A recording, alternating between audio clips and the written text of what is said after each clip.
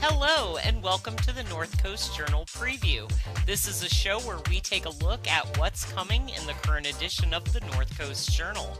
I'm your host, Tanya Shrum, and we are joined by our North Coast Journal's managing editor, Jennifer Fumiko Cahill, and our Eureka-based historian and contributor, Lynette Mullen. Again for part two. Welcome back. Thank you so much for having me. Oh, it's a pleasure, and the part two did not disappoint. Oh man, Should I just jump right in? Well, yeah, that's the small talk. We need time to talk. Let's talk about what's coming to this week's cover story. Okay, so I just wanted to start with, I've heard from some people. People have been very kind in reaching out and saying that they read the article and found it interesting. And basically my response is, you haven't read anything yet. Just wait till part two. Part one was just a warm-up. And I don't know, you ladies have read it. I don't know if you agree, but that's kind of how I look at it. it is. And I think it gave, part one gave us the lay of the land of how brothels were set up and how they operated, and the tip of the iceberg in terms of local corruption and funding Eureka's basic city, municipal needs with money from prostitution that was basically allowed to thrive. But this got a little darker. Yeah. Well, to be fair, so what we talk about is kind of this system of fines and arrests and all these different ways that the city got money from the women, while at the same time criticizing people that lived off the women. It was a strange sort of dynamic that I don't know that even city officials really recognized. It really was like the pimps calling the pimps pimpy. Except the pimps calling the pimps pimpy were like the city mayor and the council members and the police chief. And it's terrible. It's absolutely terrible that they don't recognize really the kind of system that they're forcing. And at one point, so we're talking about how women and the men that lived off them would be arrested and get fines, among other ways the city would get money from them. And somebody had suggested at some point, actually, because I mentioned a woman named Maisie Elmore that is arrested and fined $50. And I did not do this in the article, but somebody had suggested calculating exactly how many men she would be forced to service in order to pay that city fine. Ah, yeah. Yeah. That's always a way to bring it into focus, isn't it? Yeah, and maybe I should have been more blunt. I mean, hopefully, you guys have read it, so you can tell me. But hopefully, you guys kind of get it from what I shared. Oh, I thought it was brilliant, especially the side, I forget the term that you used, but the side piece about the different women that faced jury trials and, the different crimes and how they were resolved. I think a thing that struck me reading this is that most of this takes place around 1900, right? So from late 1800s to like 1910, 1911? 1913 is when the district closed, yeah.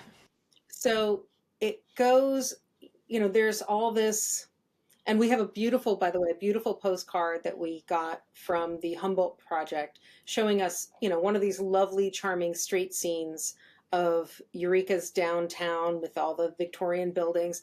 And we have this idea of what Victorian ideals were, and we have an idea about what old-fashioned values are, and we think about our common issues and problems today as being some sort of a new thing, but we really were grappling in Eureka with some of the same issues in a way that is really grim and honestly morally bankrupt. To say, okay, we're gonna, pimps are despicable, prostitution is despicable, but we really need these roads paved.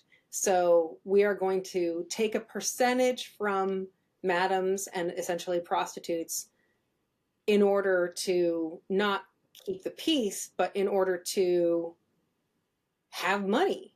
And it seems like an extended blackmail and an extended extortion that also had, I think you titled one section, a blip of moral outrage. Yeah. So that would actually happen a lot. So the city had developed this system basically of fining the madams, or what they called landladies. And essentially these poor women, the working women, the prostitutes, were the ones having to pay rent or a portion of the money that they earned. So the money the city was getting was essentially pretty much directly from prostitution. And nobody really seemed to have a problem with it. But in 1906, there was an evangelist that came in from out of the area and kind of toured the county, and if you remember, this is before TVs, before radio. So it's like, if you're getting new ideas, it's from new people coming in. And so this guy went around the county and he was preaching. And in Eureka, he was literally shocked to find out that Eureka had over 30 brothels, over 60 saloons. And not only did we have these brothels, which were dedicated buildings, usually converted houses, dwellings, lodging houses, that sort of thing, but there were also a number of women that were working out of lodging houses or in rooms above saloons. So hundreds, literally hundreds of women in this town. And he was very upset by it. And started talking about how wicked Eureka was, what a terrible, terrible town it is. And I'll leave the details, but basically, to folks that read the story, but basically the local press became insulted that this guy had called Eureka wicked, and turned the conversation around and started defending Eureka and insulting this guy back, an evangelist, a reverend.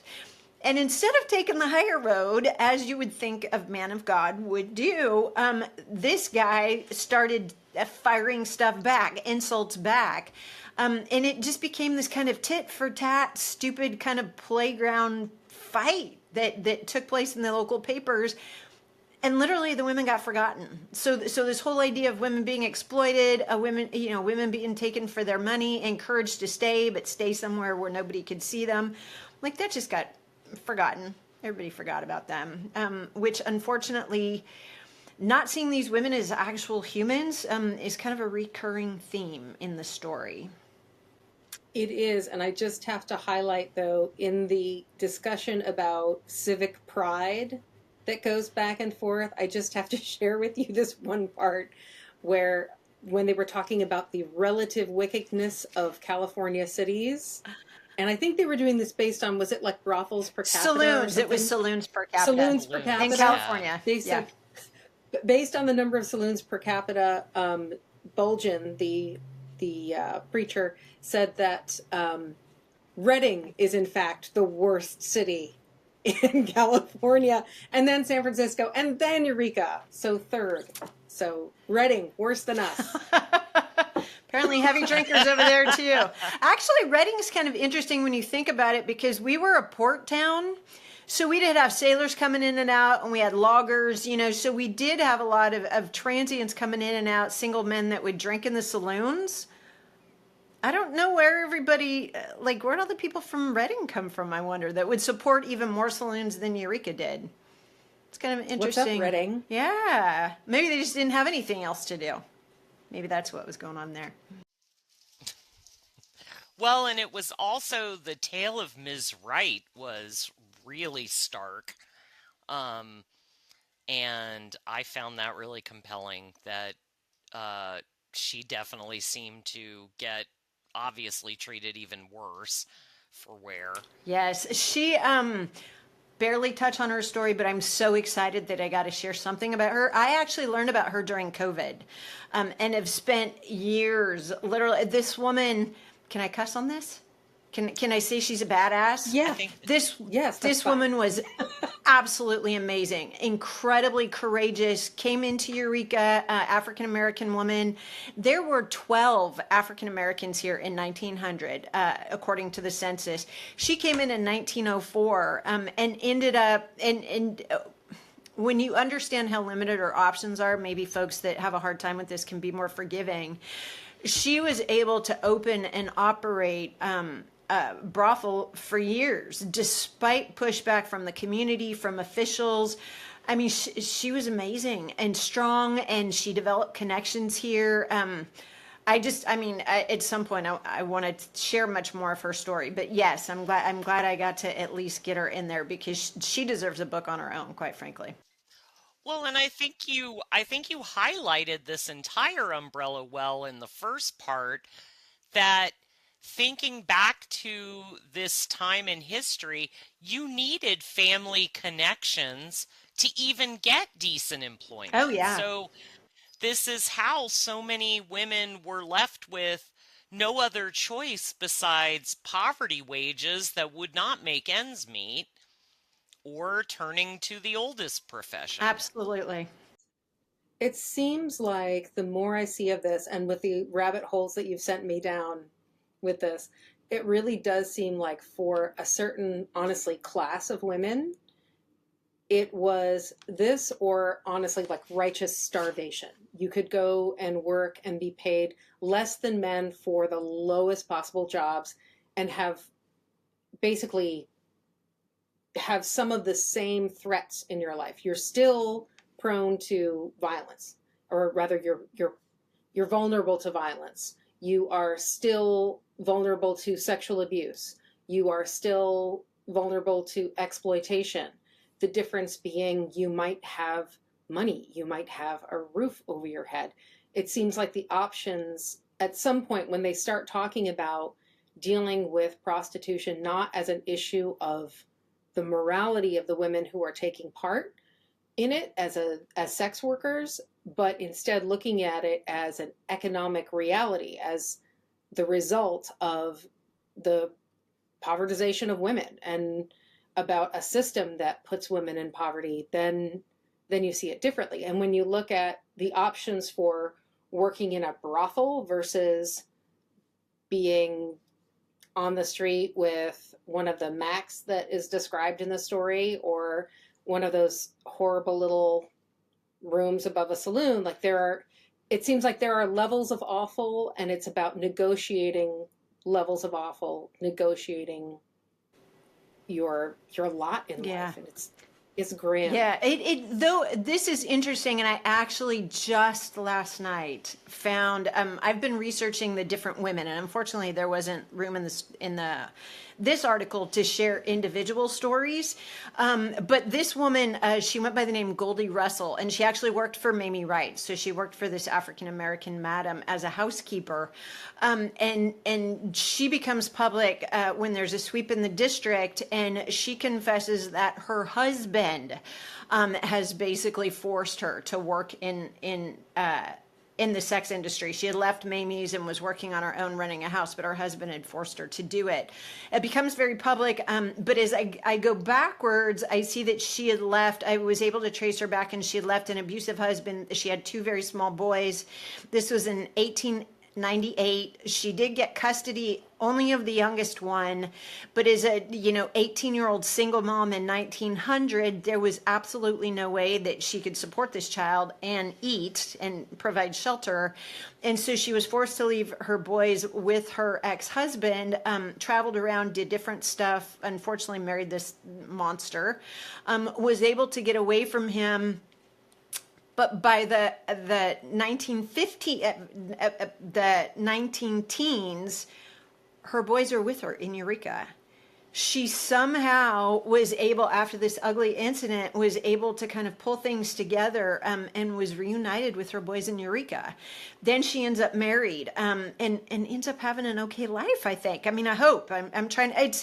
There are some good stories there, but sorry, one of the points, there have been a couple of madams that I've been able to trace that, as strange as this sounds, that career that they had gave them at least there was the possibility of meeting somebody.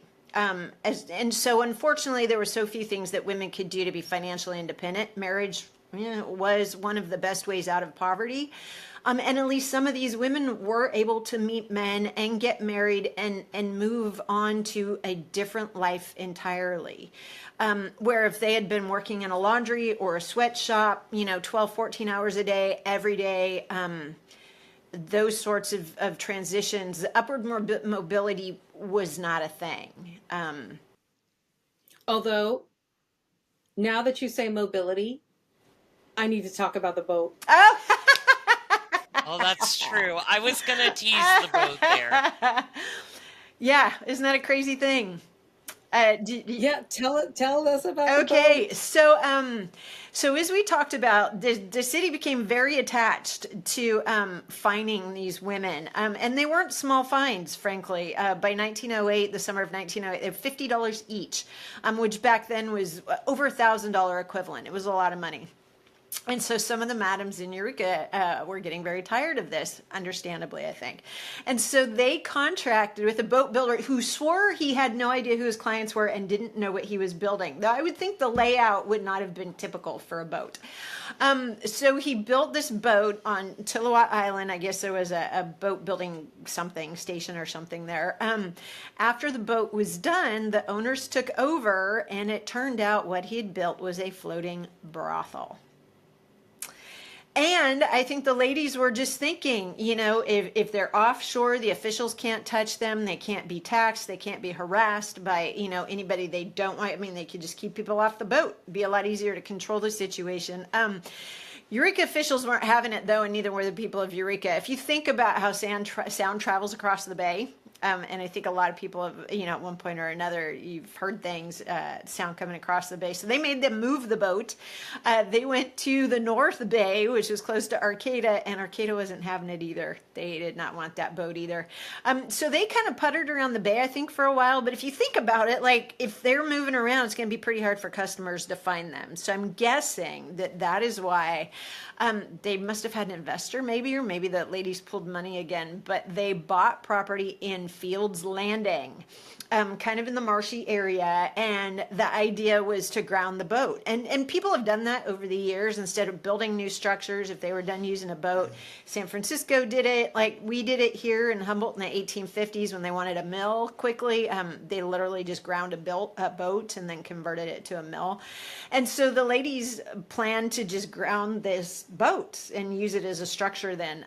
But the railroad, there were employees of the railroad that wouldn't let them cross the rails. And so they were working to do that when the town, word got out in Fields Landing that the ladies were planning to do this. And there was a mass meeting in Fields Landing that said, we don't want the ladies here. We don't want that happening. And they were able to literally guard where they would have brought the boat across until they got an injunction. Maybe someone out there knows what happened to the boats. I mean, because it still is a valuable thing that could have been used for something maybe. So, anybody out there with any stories at all, I would certainly love to hear them. But yes, I would love to know what happened to that boat. Well, thank you, Lynette. I think that gives everybody something to chew on, and they need to pick up this week's journal or go online and read the entire story. It is continued to be riveting. And I really appreciate you coming back on to preview it with us. Happy to be here. Thank you so much. All right, we have just a few minutes. We ran a little long, so I'm going to pivot to Jennifer. We have some quick stories to highlight as well. Yes, and before I get into the tables piece this week, I do want to remind everybody that what time of year is it? We're beginning spooky season, but also flash fiction season. The flash fiction contest is on. Go to our website and pick up your paper for rules 99 words or less. Don't send me a 100-word story. I will delete it. 99 words or less. So check it out again in the paper and online. But I am very excited because I finally got to talk to Christina Lorenzo. Christina Lorenzo, she of Christina's Filipino Cuisine. I know. And I know it is so good. I was actually leaving the county fair one day it was right It was right after apple pie judging. And as you know, And you were ready for some lumpia. I had just tasted 29 apple pies. I was a broken woman with a bottle of water and no hope. You were all sweet and no savory. I know. I was stumbling back to my car and I ran into Annie, our news fellow, and our local journalism fellow, and she was like, "Oh, there's a Filipino food stall over here." And I was like, "Okay."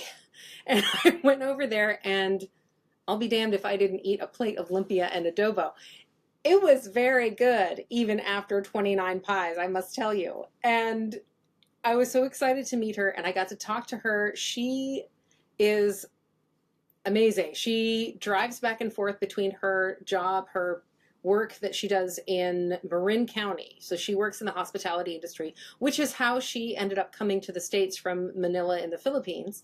And she has continued this long-standing career in the hospitality industry, which started in hotels, and now she works in a hotel cafe and in a wine bar in Marin, and then comes here on the weekends and just cooks like mad for the Saturday Farmers Market, which is where you can try her amazing, tender, falling apart, make you mumble at your friends while you're eating chicken adobo. It's just stewed and wonderful. If you haven't had chicken adobo in the traditional Filipino style, it is marvelously sort of soy sauce and vinegar and just a really deep, smoky, wonderful taste that goes all the way to the bone.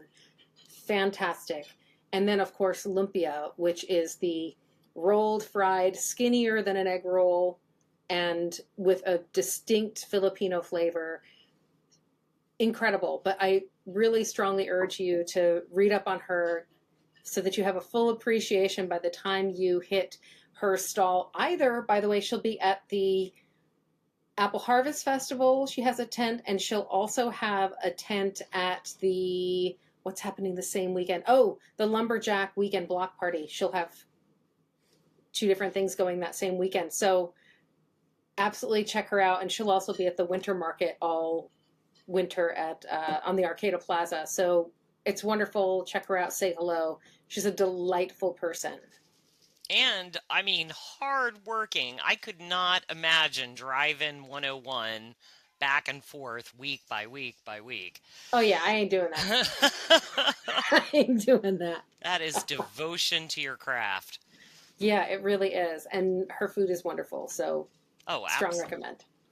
Well, and we just have one minute left to tease the long-awaited movie review. Yes, this week, I know we love a movie that's filmed in Humboldt County, and so does John.